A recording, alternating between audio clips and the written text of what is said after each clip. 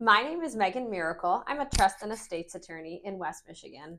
Today, I'm going to be talking about 4 of the most common objections that I hear when people are hiring an estate planning attorney. Number 1, do you really expect me to pay that much for documents?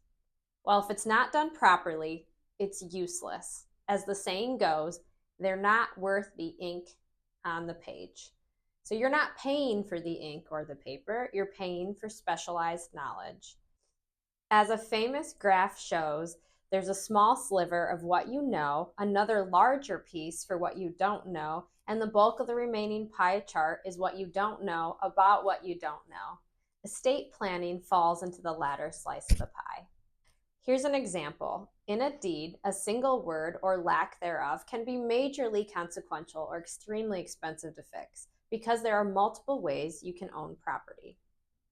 If you're using LegalZoom, do you understand the consequences of the boxes that you're checking or the forms that you're filling out? Objection number 2, my friend's friend gave me a sweetheart deal, or I found a lawyer from my hometown and their prices are much lower. When you go to do your estate planning, you want an estate planning attorney and not a generalist. A generalist has probably not seen too much probate litigation.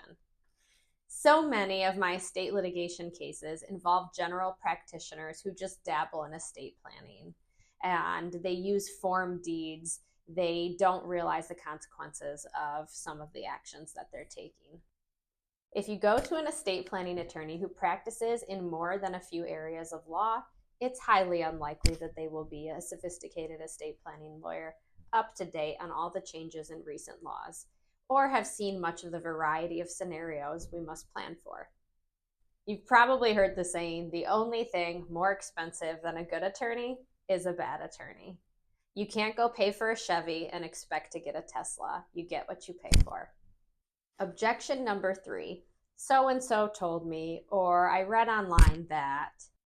If you want to take your legal advice from a neighbor or coworker, that is your prerogative.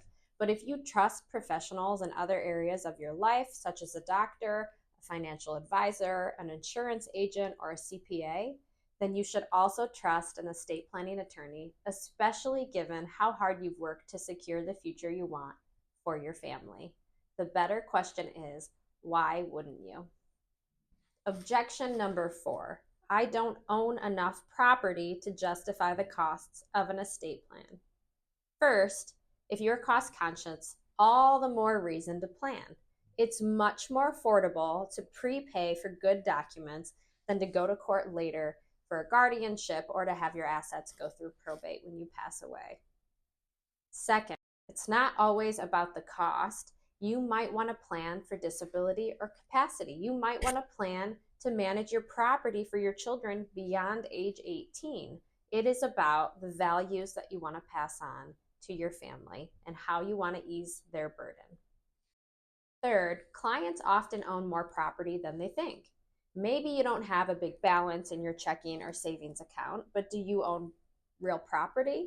Do you have a retirement account? Do you have life insurance? Does your spouse have property? Your assets will continue to grow, and typically there's enough at stake to justify the very small percentage, usually less than 1%, of your assets to securely transfer them exactly how you would like. In summary, yes, proper planning with a qualified estate planning attorney can be costly, but it's actually a cost savings when you look at the big picture, and it is most definitely money well spent. The value and protection for you and your family are enormous.